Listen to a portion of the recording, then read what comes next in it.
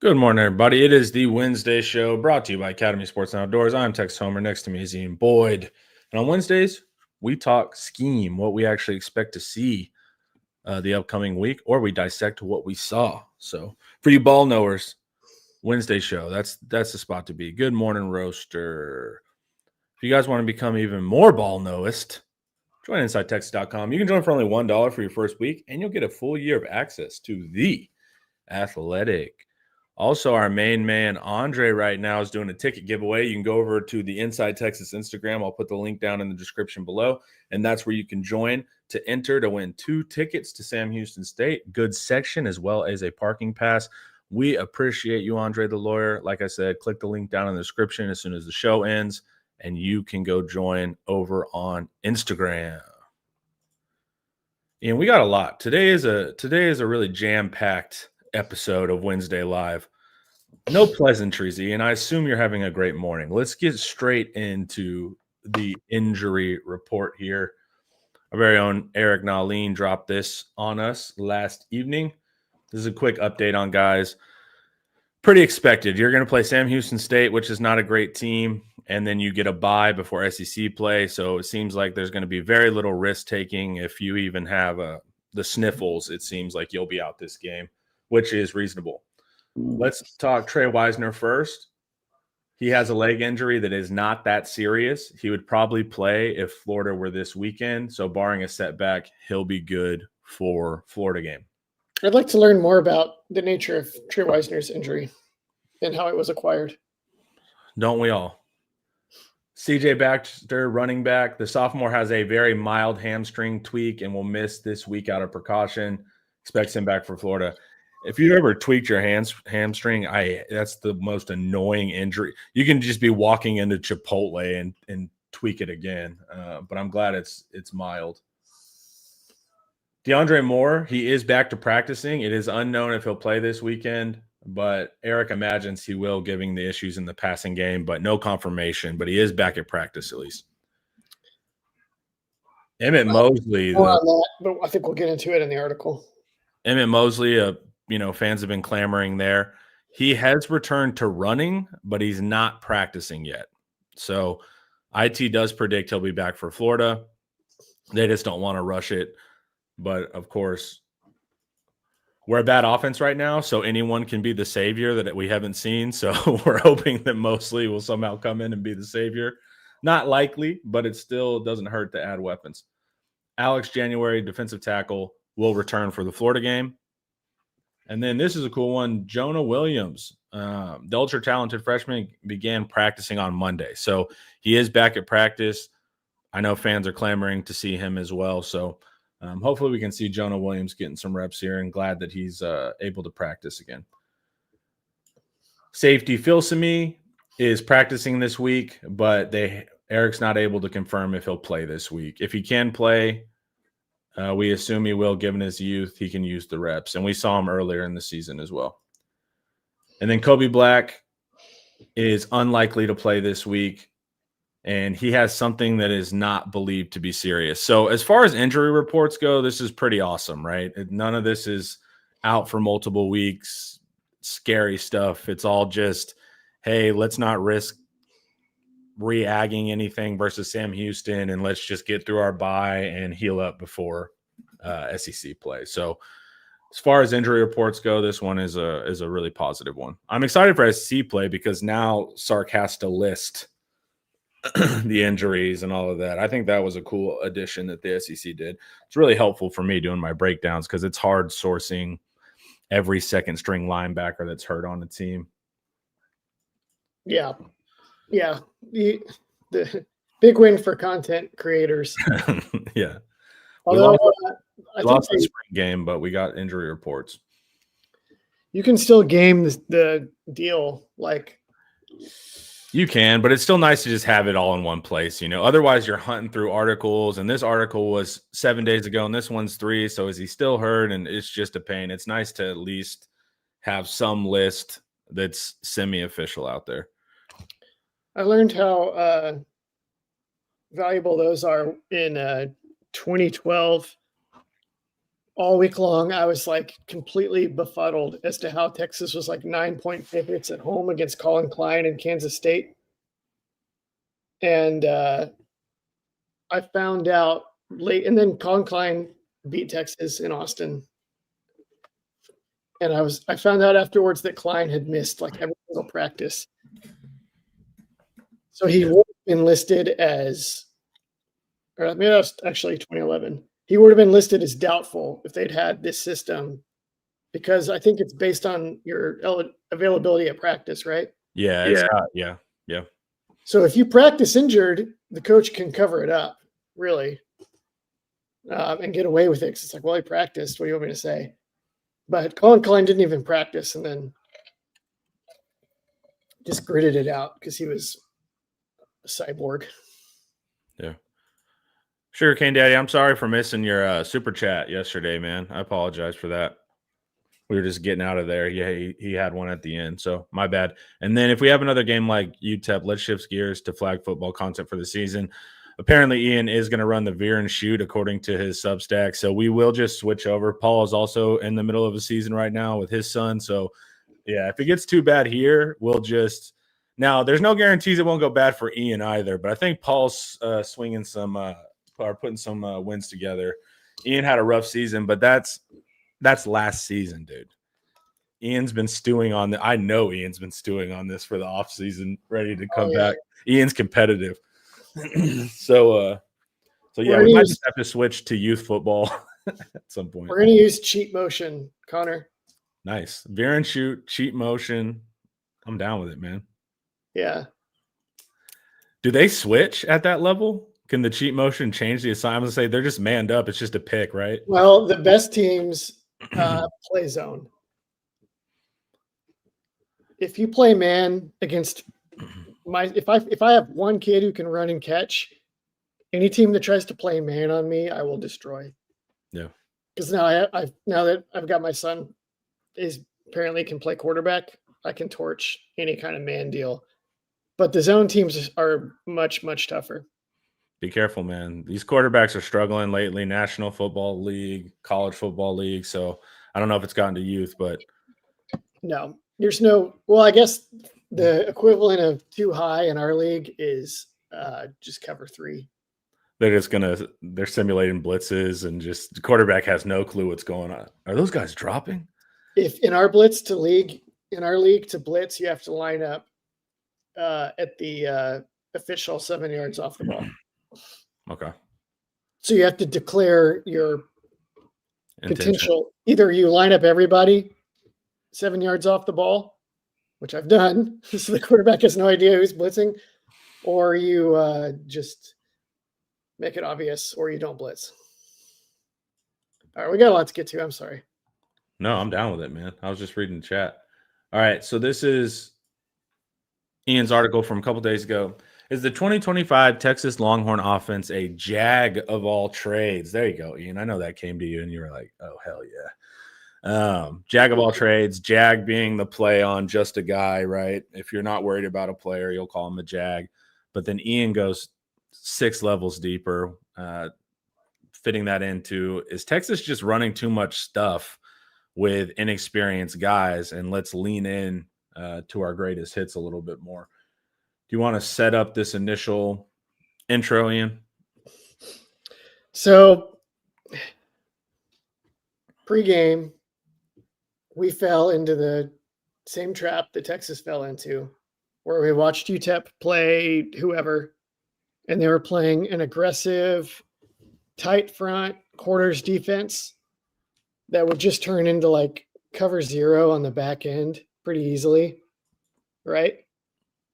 And it was like, okay, Texas is going to have chances to land a ton of shots, maybe get Wingo going. Play action. I feel like everybody has kind of forgotten that Arch was like not amazing against San Jose State, but he hit some throws on the run, and he hit some shots down the field, and he threw for like 400 yards, and they had a very explosive and efficient passing offense. He made a couple mistakes, so it just feels like everything is tumbling down the hill. Well, UTEP saw that and they were like, we're not going to play tight front quarters, send everybody to the ball. We're going to play 3 deep flyover, keep Texas in front of us at all costs, and make Arch Manning in this crap run game execute consistently down the field. And they would play usually a 6-man box, sometimes a 5-man box. You could call this one right here. This is almost like 5.5-man box, because that guy on the hash mark is going to come up to the edge late. Yeah, he's clearly looking. But that's still only a 6th guy. It's not loading the box by any stretch of the imagination. Correct.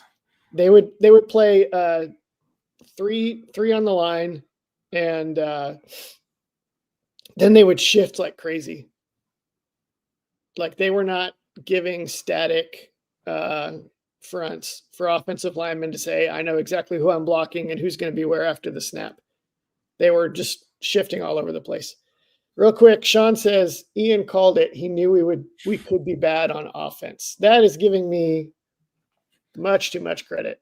Yeah, we didn't know it was going to be this. Like, we were like, we have questions about young wide receivers. You know, we are replacing a lot on the line, but just like, you know, we're in the hundreds in most categories. So this is a little more intense.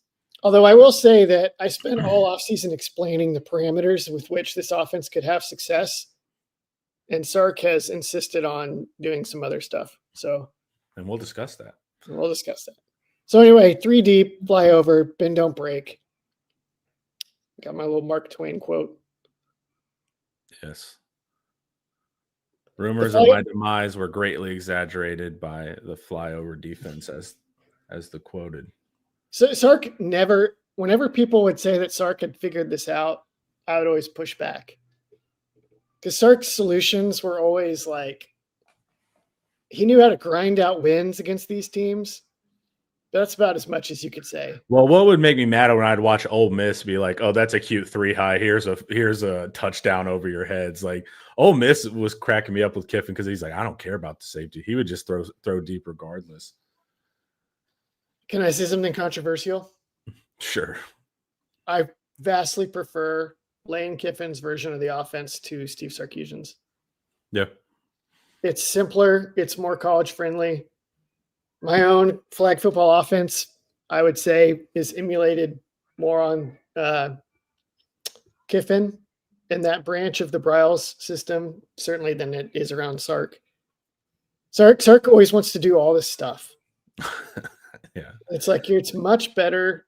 It's always like, this motion has to occur. This man has to pull this safety. Then you need to read that safety. And if the safety goes left, do this. And the safety goes right, it's like, dude, you go a lot of steps in the chain of success.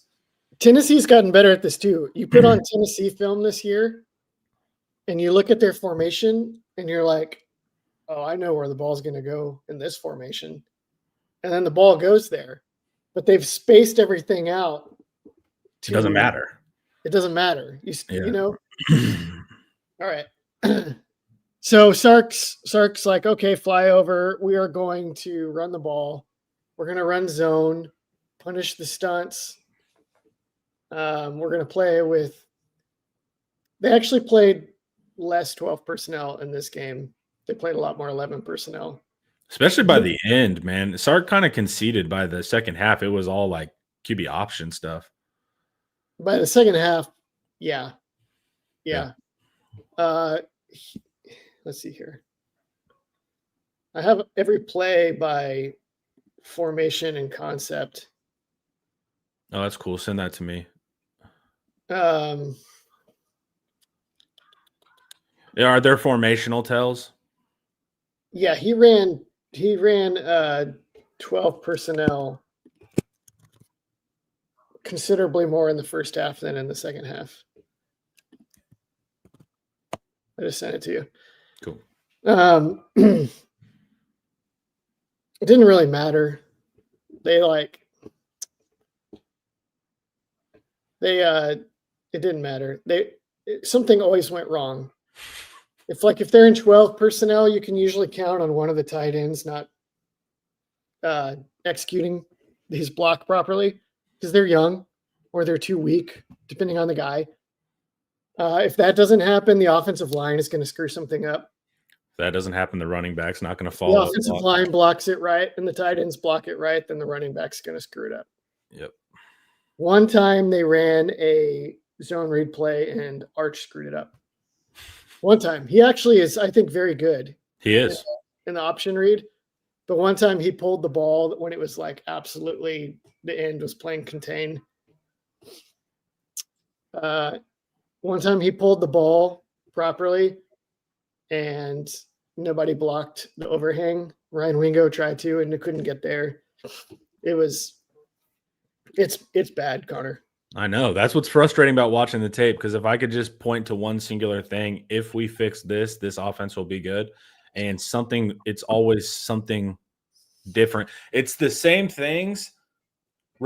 It's the same like 5 things happening at different times. So it's like, like you said, it's the running back not following their block or seeing the hole. It's the offensive line just getting beat or blocking no one or falling down. It's the tight ends not even being able to block because they don't have the strength, or they don't know their assignment and run right past their guy and block no one. But it's just every play. It's something we've seen before, but it's different from play to play, if that makes sense. Yeah, when it's a small mistake that's screwing you up every time, that means that you're just not good. Right. It doesn't mean that you're like, oh, just fix this one thing. Yeah, it's not a pure, it's just need reps thing. This is a bad offense. And this is what it feels like to have a bad offense, where it's just like, and you're going to see this, right? If we see this running back, if we see Emmett Mosley, if we see, it's always now we're in savior mode, that kind of thing. These individual players cannot come in and fix this. Emmett Mosley could make a huge difference. I will at least. But I'm warning against the idea that there's a savior here. I don't want to think that's what we learned going into this game. We were like, hey, guess what? We're going to get to see Dalen McCutcheon. We're going to get to see Ryan Niblett. We're going to see more of Gibson, see if he can play well without fumbling. We'll see more of Christian Clark. Me and Connor were super excited about that. We knew that we would see some James Simon. We ended up seeing a lot of James Simon. And it was like, cool, let's explore the upside of the bench. And what we should have known, if we'd been properly cynical, Connor, is that what we were actually going to explore was the depths of the floor. Yep, right. The guys that were not starting for a reason. That's what worries me about the Neto thing. It's like, well, we got to put Neto in. It's like, there's got to be a crazy reason why he's not. And then, so it's also all of that too, where it's like, we can see other guys. Like there's upside with the backs. Like they made guys miss, sometimes look good. They had some good cut ability or speed, but then they would go rogue and not follow their blocker. So you see the floor really fast. That's one of the few with the backs. I'm like, that's a legitimate reps thing. But I want to show you how much more reps will help this. This is me and Paul all yesterday. We're just making fun of the need more reps, guys. Wait, what? Why do you say that? Because it's not purely reps, man. Like DJ Campbell has had reps. To me, the coaching's not great right now. The guys were not prepared. We're messing up stuff on every play. It's not purely reps. So it's like you're going to need it for like tight ends. I'm cool with it. Young backs, I'm cool with it. But it's not, and it can be reps. Like, let's see what this looks like next year. But pure reps is not going to take this offense from one of the worst in the country to highly effective. I will push back a little bit, and I don't know if you'll disagree. This may just be. I think you'll agree with this. I think if they threw out half the playbook, or more, focused on a few things, and repped it with a higher degree of accountability, then that would absolutely make a difference. So this is what we're going to talk about. And I do agree with you. Okay. Paring down the menu and focusing on greatest hits. And then in practice, giving all those reps. This is why I love like the air raid from Leach, right? They just ran mesh like 40 times a practice. Like you could not get these they ran, their 6 concepts.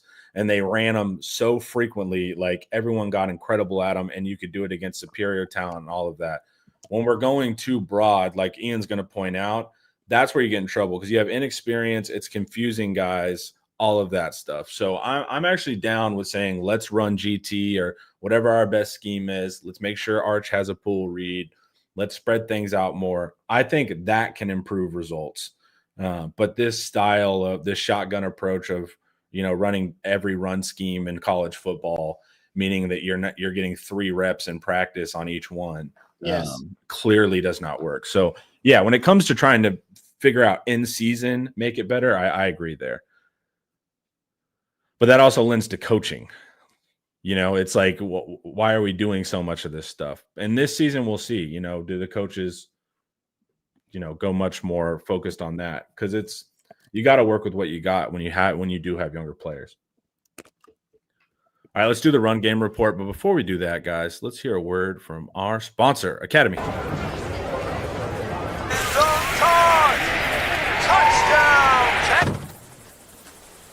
Any gate can be a tailgate.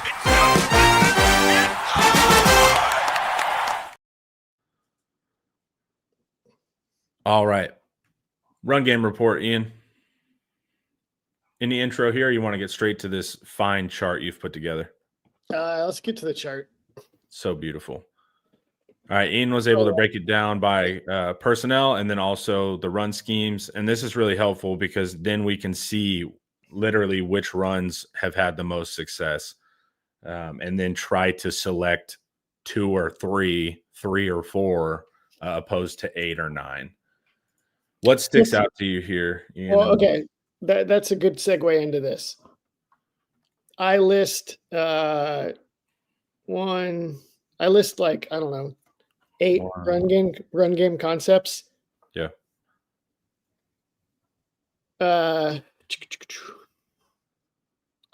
It says, if you scroll down, it says QB counter. That was one play. Yeah.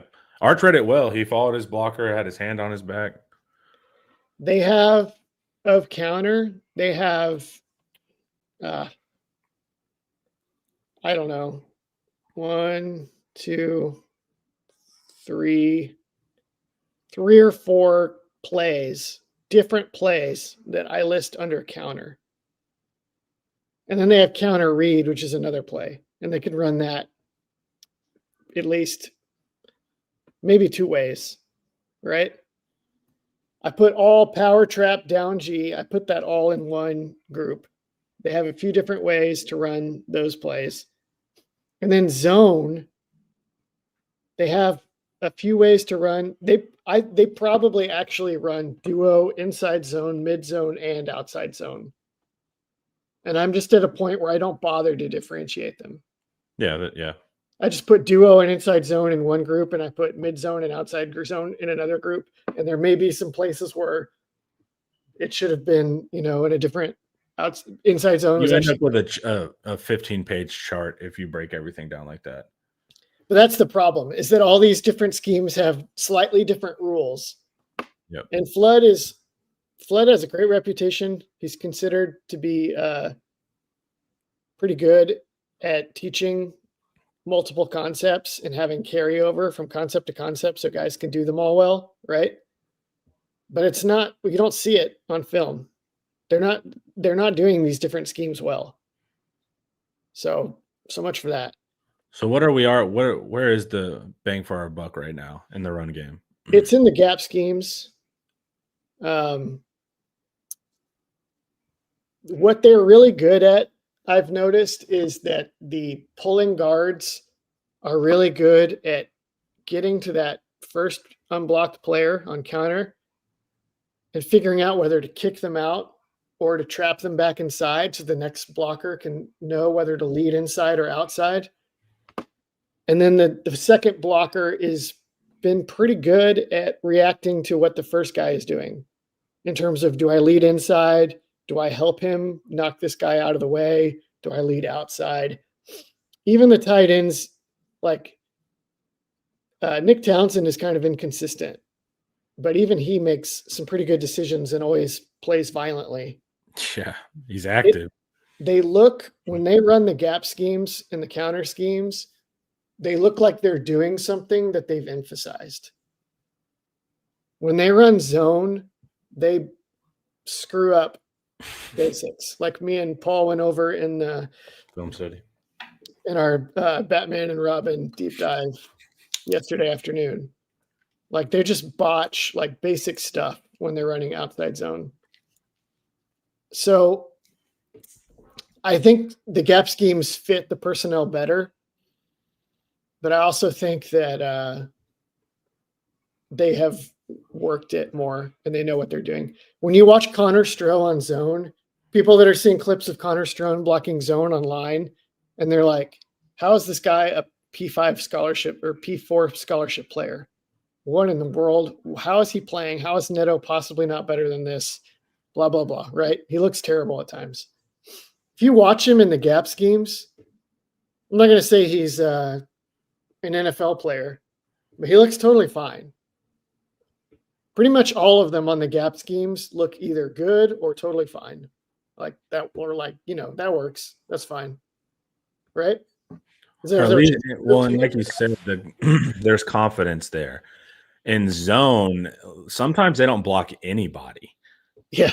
They don't they'll just step out and they're just tentative and confused. They don't know where to help each other. They don't help each other. They don't communicate pre-snap.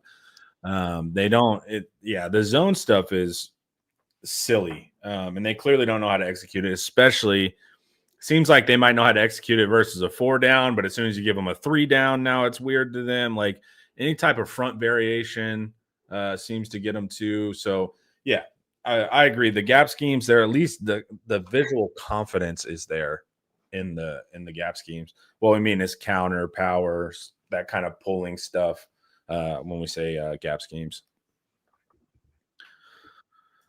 Being ball knowers, man, the guys on Texas football think Arch will go from below mediocre to full-on baller. I ain't sure that's how it works. Appreciate you, man. Thank you for the super chat.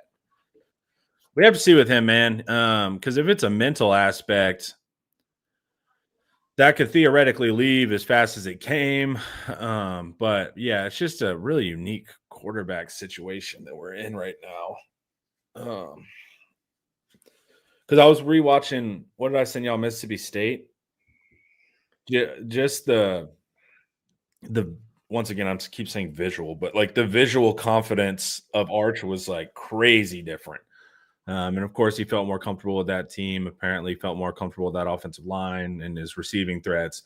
But just if I isolated him and I didn't show you anything and just drew a square box around the quarterback when he drops back this year versus last year, it's really strange, the poise difference.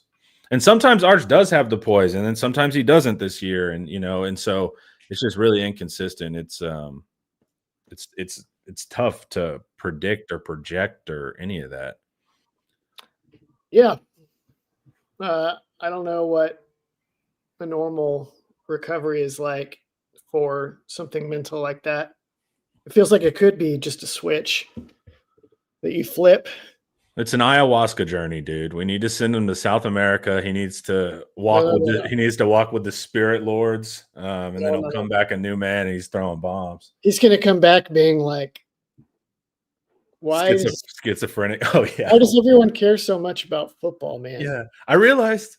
You realize there's so much football. There's like demons out there fighting us. I want to work on that. Yeah. This football thing is a sideshow, man. Yeah, it could backfire horrifically. I've read a little bit about people that have done those. Yeah. All right. So what we mean here is looking at this. Let's run more gap schemes. Now, Ian, if the answer is, what if we ran 100% gap schemes? What are the weak point of getting unbalanced in the run game? You put this so well in, I think it was a comment on Inside Texas. Put up the promo, Connor. If you guys go to Inside Texas right now, baby, $1 for your first week. As much as we talk and share on here, there's just so much on the site and on the message board. we think there's a lot of smart people on our board, and there's just stuff that people ask or that we come up with in writing that you just don't get on the show. So you should be there, should spend all of your time with us, should be what occupies your thoughts night and day, is inside Texas and Texas football. Anyway, the way you put it, I will explain for you, I guess, is that you need a blend of zone and gap, because on gap plays, the tight end leads the defense to the football. And on zone plays, the ball at least is more likely to go away from wherever the tight end is adding himself. I would say the way to get that blend right is to focus on inside zone or duo, where the tight end still sort of guides the defense to the ball a little bit, but there's just the running back is not, it's not a lead blocker. So the running back has reads that can take him behind a double team somewhere else, or to bounce or bang the run or whatever. What do you think? Yeah, that's the problem, is you almost have to use zone for us as a loss leader. You know, like on a food menu, they'll underprice the hamburger and they're actually taking a loss on the hamburger, but they upcharge the fries so much and sell so much volume of fries, it cancels out, right? Or like a place that sells drinks as their main focus, the food they can take a little bit of a hit on because the drinks upcharge is so insane they make it up. So that's the concept of a loss leader. So like the zone you might not be great at, but because the tight end is split zoning, meaning running away from where the ball is going, then you get more bang for your buck. If it's only counter, meaning the tight end is pulling in front of the running back, then the defense knows where the run is going every play because they just follow the tight end. So you have to run concepts where the tight end is not leading the defense to the ball, even if it's not as successful. So it's a tough kind of situation there, but you need to carry both. I had the same problem with my foundational unbalanced sweep play in flag football. Is that once teams figured out that I was just handing to the sweeper going to the open side of the field, they would overplay it, and it took a long time to figure out how to punish them for the overplay. Now I think they could get away with, the ideal counter to counter would be outside zone. Mm-hmm. Yeah, because it's the same look of the tight end. Suck at it. Correct, and that's why we're in a tough spot. It's not an easy thing to get right. So I would just do inside zone, and still accept. They could run outside zone as a loss leader. A funny thing about the outside zone plays that I noticed against UTEP is that some of the best blocked outside zone plays on film were total duds because the running backs didn't know what to do. And some of the worst blocked outside zone plays were actually big hits because it still just creates natural spacing. Right.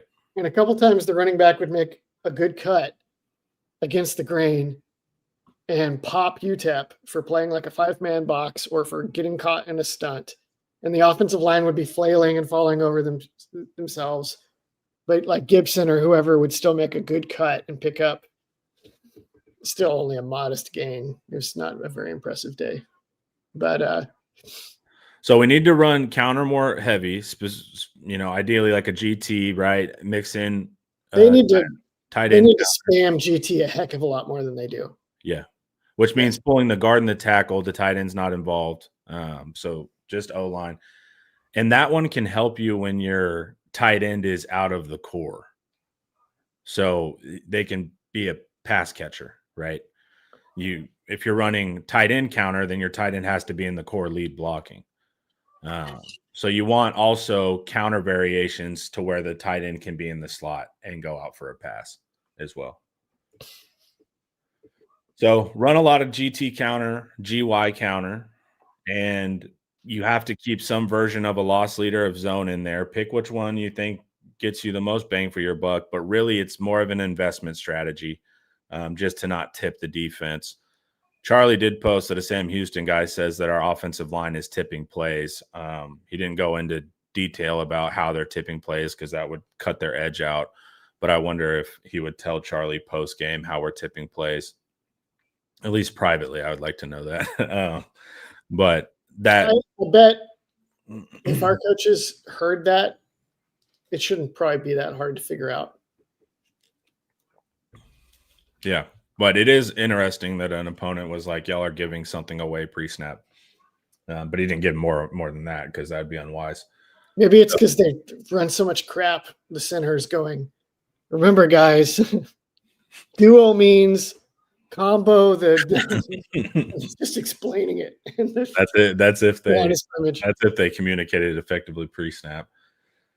So that's what we want to do for the running game. Our identity is gap scheme, power, counter, that kind of stuff. But we do still have to mix in zone for balance. Our defensive coordinators are going to eat you alive and cheat their fronts.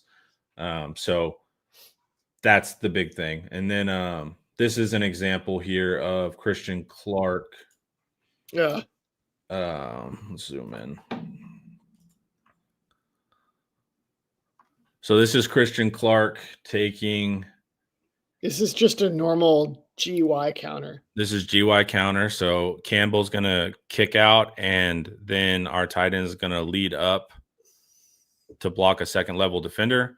This is perfect because their defensive end tries to crash inside so the guard cannot kick him out. And Campbell reacts really well and takes him inside where he already wants to go. Yep, takes him out of the play. I'm not going to force this. I'm just going to block you inside where you're already going. Well, and Gooseby makes the play here because this is they're trying to spill this. So this backer that Gooseby's going to, he needs to come fill the C now. And Gooseby gets up there. No, the tight end would block him if they spilled it. No, this backer here it needs to come around. Gooseby gets him immediately and doesn't let him come down to the gap. Even if he came around, you still have the tight end for him. Ideally. So the tight end also does a good job of saying, oh, he's going inside. I'm leading outside. I mean, Gooseby makes it where the tight end has nothing to do. Yep. So the tight end's like just looking for someone to block. You have a chance to maximize this play even more. All right. So right here, we're feeling good. We got hats on hats. We got a free escort. We're all good. Third level. You have a lead blocker to the third level. Yeah. A tight end. Get that Caleb Downs that was about to come chop our running back down. Yep. So a safety. We love that matchup right here. We're good. Let's keep running. Clark goes, I'm a young back and I love sidelines. So Clark just out of nowhere cuts outside for no reason. He also could just turn up right here as well because that block's leveraged properly. Runs outside for no reason, tries to cut at the last second, and that at that point, everybody's lost their block. But that's the stuff when we're talking about, like, finally, when the offensive line absolutely crushes it, the run game's on scheme, hell yeah, man, looking good. Then our backs are just like go completely rogue for no reason, man. So notable.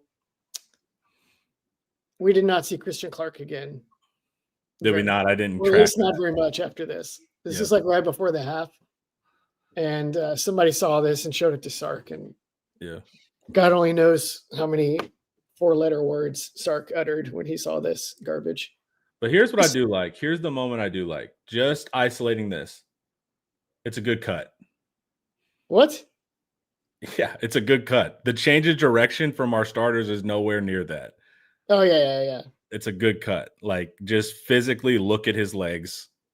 He's able to start really well there. Yeah. Everything else is wrong. But if this is why we liked him. This is why we wanted him to get more snaps. Yeah. So I like this moment, and then I don't like anything else of that run. Yeah, he's probably the most fluid.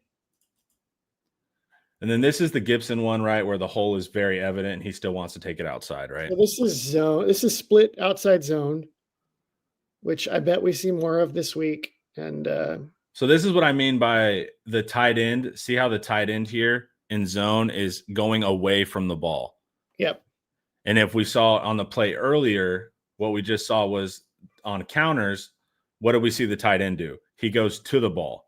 So if you just run counter, you can just track the tight end and know where the running back is. This is why you have to mix it with zone, because the tight end is going opposite of the running back. So it's not a tell. So All right. this one they catch UTEP stunting away from. This is not a productive stunt. They must have anticipated some other scheme. But So, right here, oh yeah. my God. So right here, guys, you want to. It's right. Go back. Right here, you want to cut straight downhill because you've got Campbell kicking out on the left, and then way up ahead, you've got two linemen kicking out on the right, and the Red Sea is about to freaking open up for Israel right up the middle. Yep. And so this is what older backs see and execute. Oh my God, it shouldn't be older backs, Connor. I'm trying to be nice. So it's what older backs will see. But if you look here, right, the leverages are perfect on the block. Now you're about to get two men on this guy. They're clearly moving to the right, so they're going to wash him out here. So that means this is all going to open up right here. And he's looking right here. And then let me play this. I don't know why it's frozen up. Oh, no. Dear God. The internet is a lot of fun. Here, let me reload it.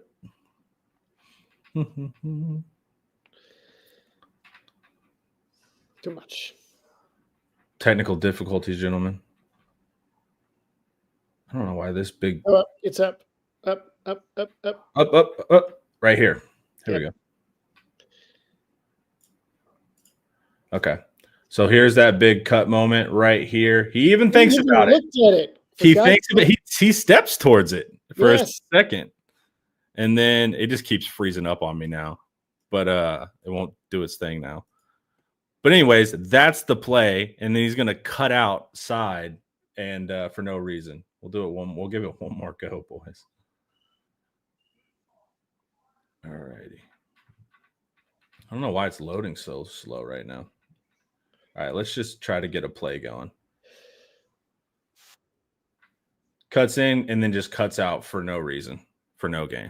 That's like the one value proposition that Jarrett Gibson offered is that he's very good at just, if he sees something downhill, he'll just take it and get what he can. That's the selling point of Jarrett Gibson. Right. If you're going to fumble, we at least need downhill It's like he's always going to go and get what's there downhill, first opportunity. He's not going to dance. He'll play. He'll be decisive. Maybe he misses a big cut outside that could have been awesome, but at least he's going to get you a positive gain downhill. And then he does this nonsense, or he fumbles. So that's what we're kind of dealing with in the run. That's what we mean when the offensive line stays upright and blocks well. Then the backs just do something strange. And so, or if that happens, the line blocks well and the tight end just lets somebody go right past him. It's always something that's breaking, and it's not consistent always on what it's going to be. It's going to be like the same four things, but it's going to be in different times. Can only wonder when I've been, okay, we covered this one. This is where the guys run into each other. I think this one and the other play we are hopefully going to talk about are the ones where Arch started to lose his mind. So this is where Niblett and Winston. God. So you see Niblett coming across here, and then Winston's going to like sit down in his zone. Right here, looking for the ball. Arch does throw it. The read's correct. I mean, if he can get it there. Problem is. He's throwing to Winston. Oh, he's throwing to Winston here. I would say it's a nice throw between the triangle there. If it's Niblett. Yeah, he's throwing to Winston. Yeah. And then they just smack into each other. I found another play that I might put online later. Yeah, I'm sure you've seen this one where they ran, God knows what they were trying to run. They may have been trying to run Ezekiel's wheel from 12 personnel, and the tight ends both split flow, Yeah, and run into each other. Yes, dude. They both run into each other in the backfield. And At first, I was like, what is this concept? Like when they first pulled before they hit each other, I'm like, oh, this might be cool. This is some interesting misdirection. And then they just smack right into each other. I think it was a 2-yard gain still, or a 5-yard gain. I'm not sure which one it was. Well, I'm sure it confused the hell out of the defense because you have two tight ends pulling directly at each Yeah, other. to your point. Yeah. Tight end didn't lead him to the ball. Yeah. So tight end didn't even lead himself to the ball. All right. So what's the main thesis here? You asked these good questions. This is a good way to phrase it. It'll be easy to watch this film and pick apart the offensive staffers. Why is Niblett running into Winston while he's trying to catch a well-thrown ball before Manning has begun to unravel in the clip above? We could ask that of Chris Jackson or Beaumonte. Why is Winston in a crucial position and role on 3rd and 8 when the offense is struggling? Why not use injuries there? We could ask of Jeff Banks. When did the O-line forget how to combo block and execute trades on outside zone, Kyle Flood? What on earth are these running backs reading when they make some of these decisions where to cut? That'd be my question for Chad Scott. What is going on with Manning's timing and mechanics on some of these simpler reads and throws, AJ Milwee? But the best question is, why is your offense a dysfunctional mess, Coach Sarkisian? So I was talking to one guy, and he was like, I wonder if there was anyone in his staff room on offense for Sark that back in the spring would have been willing to raise their hand and say, hey, I don't think all my evals are panning out, and I think we need more help at offensive line or wide receiver. Is there a single staffer on this team that's willing to raise their hand and say, Sark, we're doing too much. Our guys are overwhelmed. We're not getting clean execution. We need to simplify. My worry is not, everybody's always like, Sark needs a new offensive coordinator. Well, I've already detailed why I think that's wrong. It's like you're not really going to get a better offensive coordinator, probably. My only thing is I hate anyone. Is he surrounded by lackeys? Well, here's what I'm saying. This is why I don't like head coaches to be coordinators, because there's no recourse. So, like, say it goes bad. Say you have 3 years of bad offense. There's no one to fire. There's no one to get new blood in or fresh ideas in. Well, you can fire the head coach can fire himself. He can. And many they rarely do without incredible pressure. And so that thing is the thing. And then also, man, look, it's easier to stand up to a pure offensive coordinator than it is to stand up to the head coach. We just know there's human dynamics there. I'm not saying this is what's happening, but it is harder. And also, it's Sark's baby and scheme. It's harder to critique that because there's a that's his scheme. So that's why I don't like head coaches as coordinators, because there's this very human dynamic and power dynamic that can make it hard to give realistic criticism. Well, you can just imagine if you're an assistant coach and you're like, hey, we didn't load up in the portal at receiver this year, and I cannot get these young guys to learn all of the adjustments that you want and all the scheme that you want without more time. Okay, well, if you go tell the head coach that, you're basically, sounds like you're just telling him you can't do your job. Correct. So that's not a very appealing critique to give. Yeah. Yeah. It's self-incriminating. Yeah. But it shouldn't be, because it's like, I mean, you just need to win. You got to do what's going to lead to winning. So yeah, that's where I think it can be really an awkward proposition to be like, hey, all right, we got like 10 minutes to talk about the power option run game. Well, I don't think we really need to. I want to talk about it a little bit. But we already have been. But I want to talk about the quarterback element. Okay.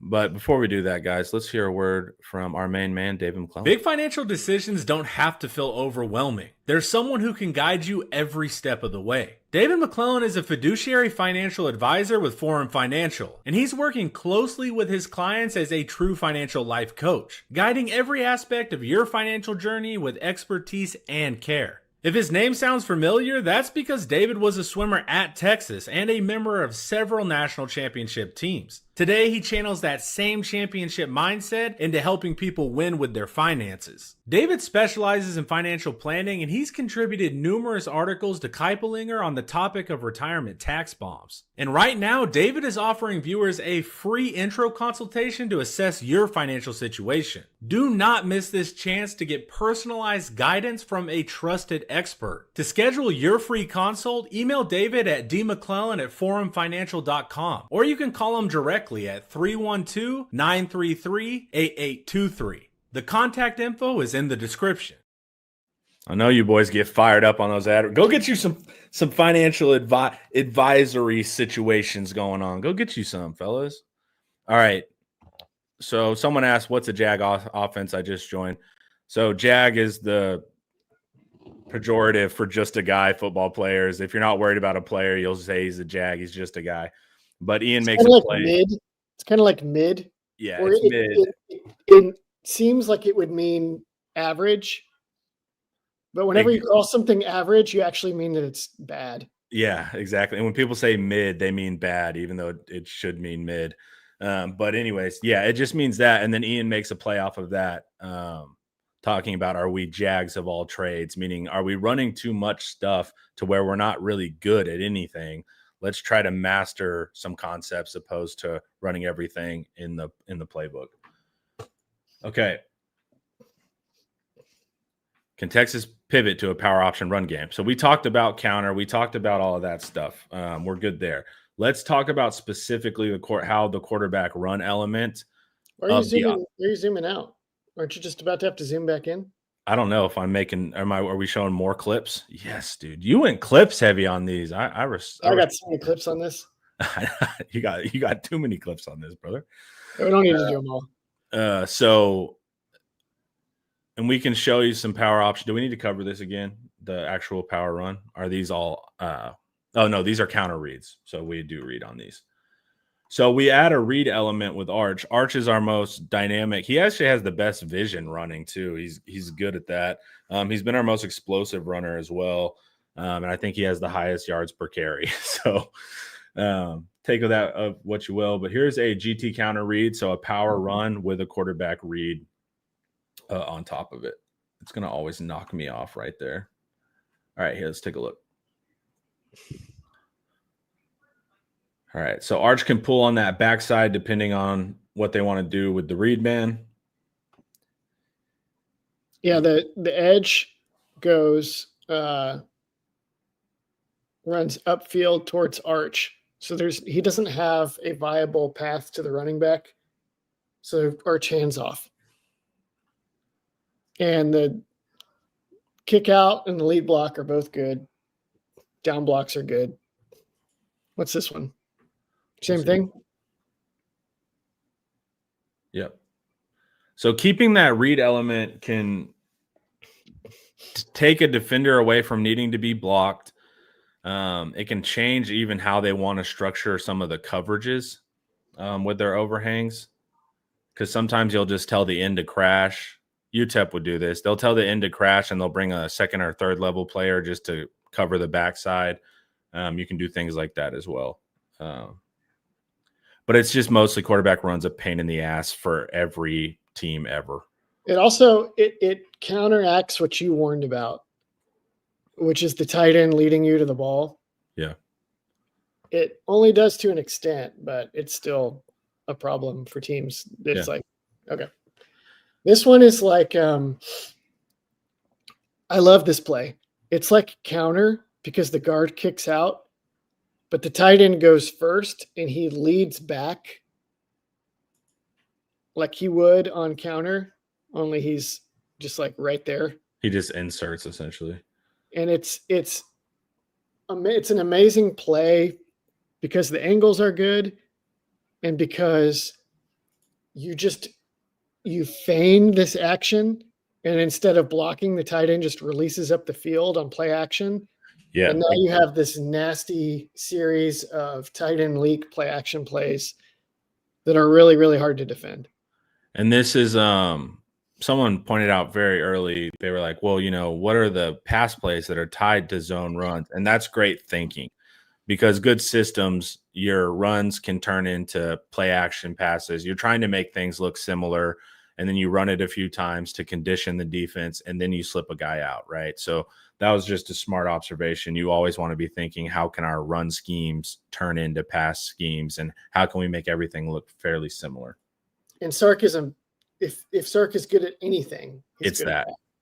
which Yeah. is, but that's the problem, is that he's a factory of, I can do outside zone this way, and then I can do a screen from that version of outside zone, and then I can do a play action from that version of outside zone.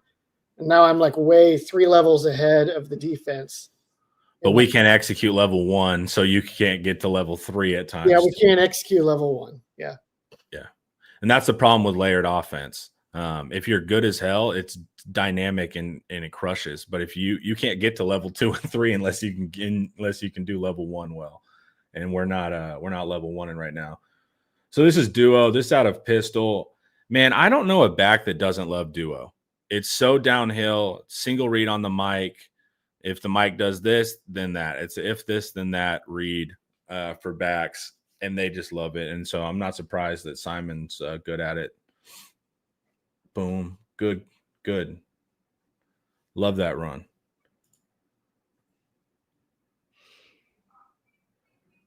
And they block it really well. So they block it well. Downhill and indecisive. Really love that run.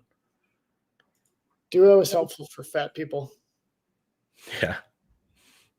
This one, he has to make a cut because I think the safety just like raced through.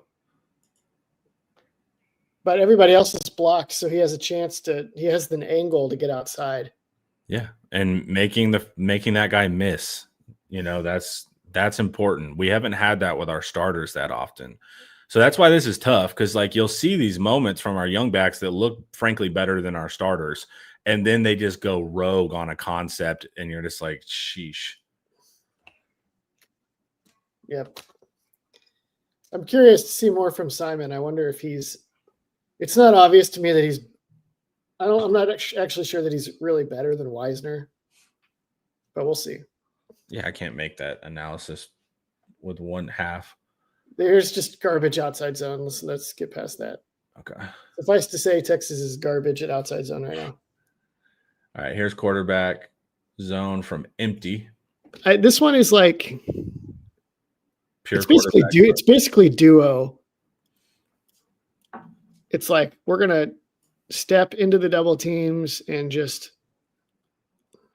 Well, Sark just going pure quarterback run is like, that's wild, man. That was 3rd and 8. That was like, Sark was like, I'm so freaking sick of this.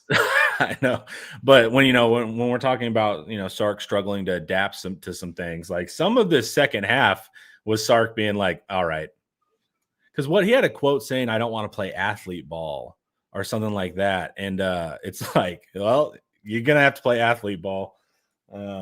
That's a bad quote. This is pure. The only thing that this offense has right now is athletes. Exactly. And UTEP, Eric's source from UTEP that talked about this team, he's like, you're more athletic than 95% of your opponents. And you have Sark saying, I don't want to play athlete ball. It's like, all right, well, that's our advantage. This is the most talent, according to On3, the number 1 most talented roster. This is why I made an argument way back that Herman should hire Graham Harrell. And I was like, look, Texas could just hire an air raid coach and have an 8-win floor every year. Because any good air raid coach cannot help but field an amazing offense every year when you're cherry picking out of the state of Texas. Yeah. And then it's like, and then you just hope that they can figure out defense, and then you can win the championship. Yep. Yes. This is so On3 has, like your rolling 3-year or 4-year of who has the most talented roster from rankings, right? Recruiting rankings. Texas is number 1. Texas has the most talented roster in college football right now, according to rankings. Yeah. Which are garbage, but still number on paper. Yeah. This is my favorite arch run. No, it's not. There's another one. We'll see. This one's awesome, though. This one's awesome, too, but it's not my favorite. Cut downhill. But see, good vision. Like for a quarterback, he has really good running vision. He's got, I keep being hesitant to say this, but I'm just going to say it. He has the stutter step quickness and suddenness of another tall 6'4" quarterback that once played at Texas named Vincent Young. Now everybody's going to be like, Arch Manning's not Vincent Young, you freaking idiot. And you're right. He's 100% he's not. But just the ability where he can kind of stutter step to the hole and then like make a cut that doesn't look like he's even moving that fast, but his legs are strong and they're long. And all of a sudden he's out here. That's part of what made Vince Young so impossible. Good runners look like they're moving slowly because their movements are so defined and efficient. Yeah. And so you'll see that with like special runners. They don't look like they're going fast, yet the results are they're going by everybody. It's because there's not a ton of moving up top and all this like stuff that we associate with being fast.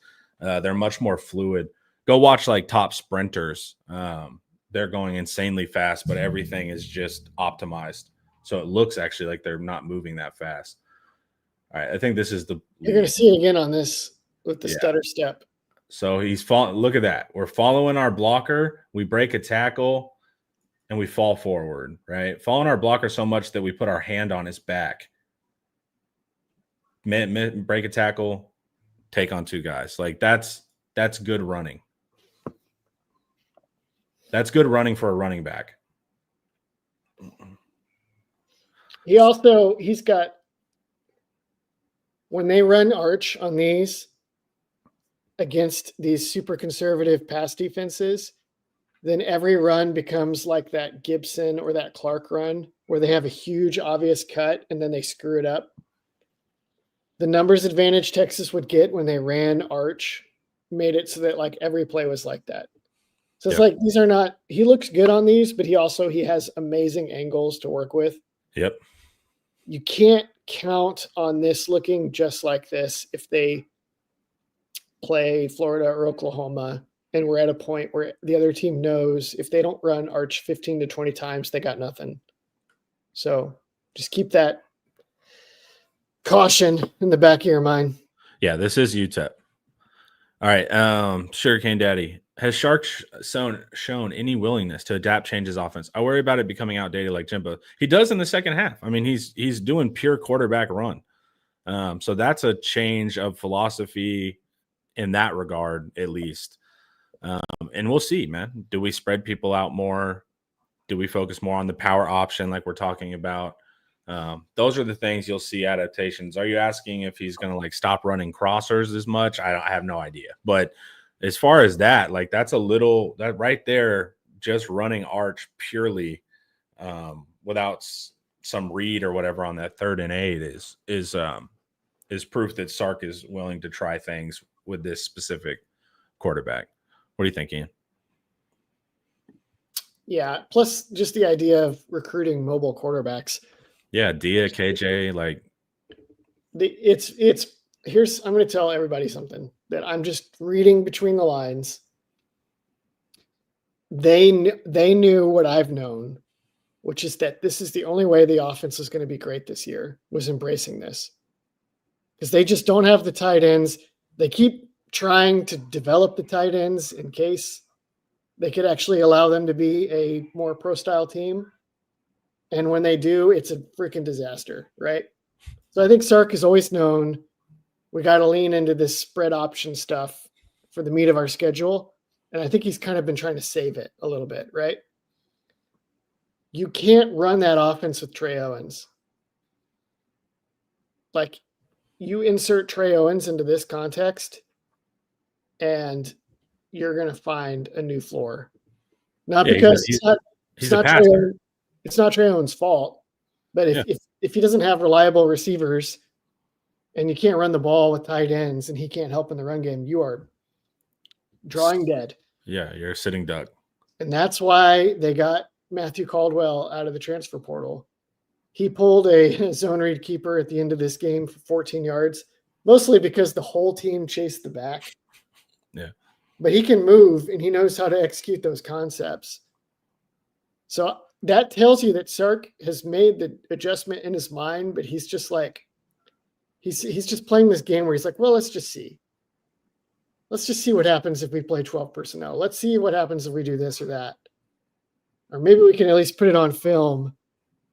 But the problem with that, You don't want to put that on film because then, the opposing are going to be like, JAG, please run that. Please. the problem is that the problem that I don't think Sark foresaw, obviously, is that while he's messing around with non-optimized lineups and play concepts, his quarterback is in a bad mental place and totally losing his confidence. So it may not have been a great idea to mess around like the way they have against San Jose State and UTEP. Yeah, it's brutal. You go on YouTube, every other video is like, Arch Manning sucks. And it's Either just he's like, a bust or Yeah. he's injured, or yeah, the right analysis, which is like, hey, your dude's like developing the yips. yeah. And all of them are bad, and all of them make the problem of like the yips and the mental pressure that Arch is feeling worse. Yeah. It's rough. What do you think of this? Me and Paul talked about it a little bit yesterday, but the Arch Manning bench conversation, what's your take? I know we have some splits and opinions amongst the staff. Do you think Arch should be benched if he doesn't perform this week? You want to give up on 2025?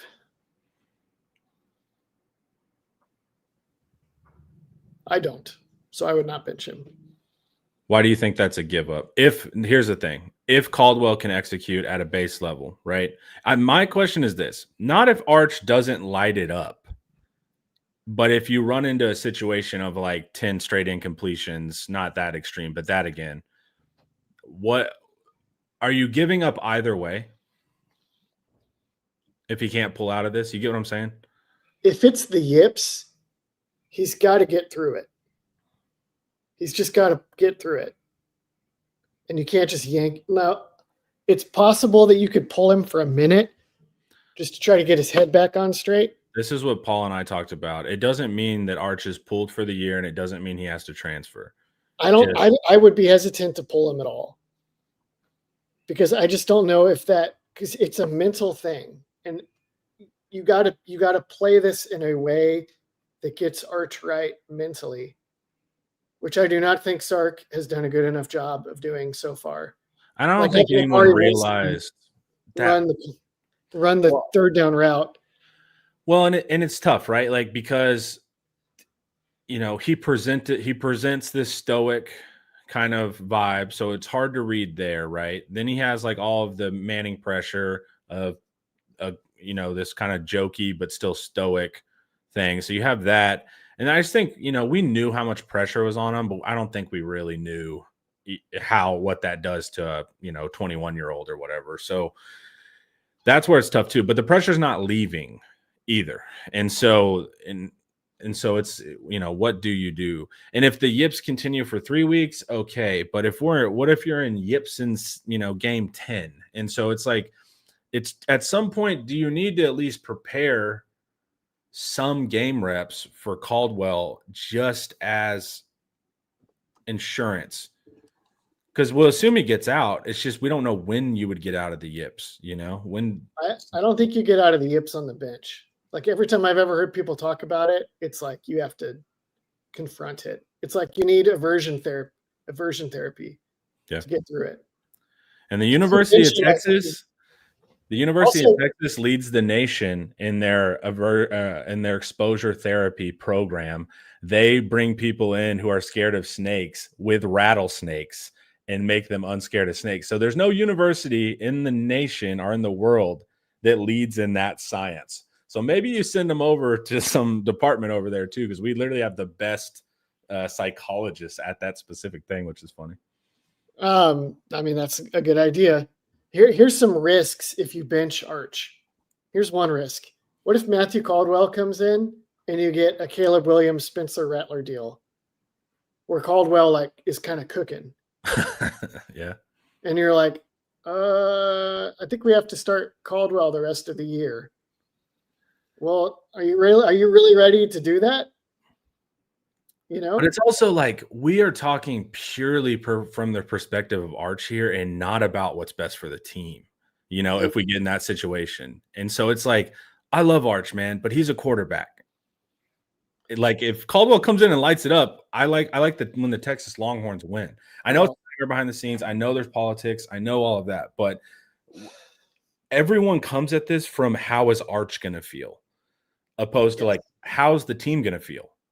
If the defense is coming out every week and kicking ass, and we're dealing with the yips, how do they feel? So because if you yank Arch and you give up on him, that sends a message to the whole team is going to get crushed under that. What's the inverse? That you're not accountable and you can just play bad? If At you're the quarterback, to some extent, you get more leeway for sure. You have to give the quarterback more leeway. It's not like a tight end. It's not the same. It's its own thing. But how much of it is its own thing? How much runway do you have with that? A lot. Clearly. A lot more than we've had so far. I don't know what the cutoff is. I think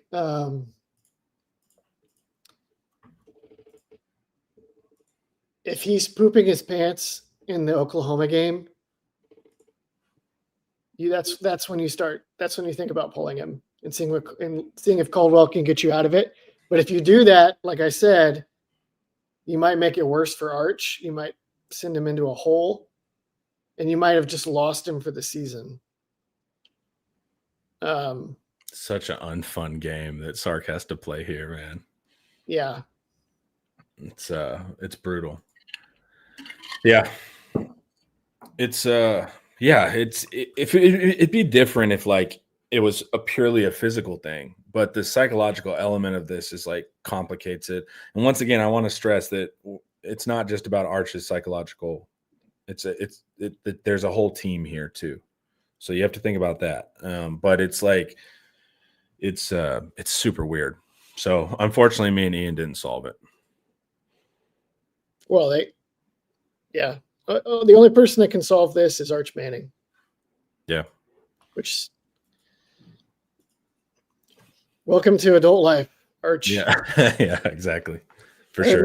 Most adults of a certain age can tell you about how you can start to battle anxiety. Yep.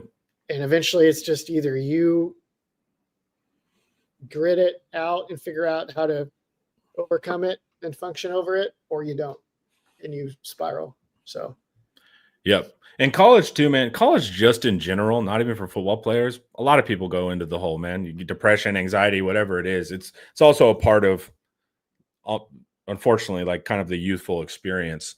So, all right, that was a fun video though, man. I like to talk that level of scheme. Chat, thank you guys, man. Y'all have a good one. And we'll see you tomorrow for Thursday. Today we're gonna have Eric's Q&A. So we're gonna Eric did a Q&A and no one asked about the defense. So y'all will get more Arch Manning questions and offense and all that stuff coming up. And then we're gonna have Cord tonight for Around the League. We bring on different content creators from other teams, and they break down their teams. We talk about the big SEC games. It's basically our SEC show. So you can go check that out as well this evening, y'all. And, of course, this was brought to you by Academy Sports and Outdoors. Everyone have a wonderful day. Peace.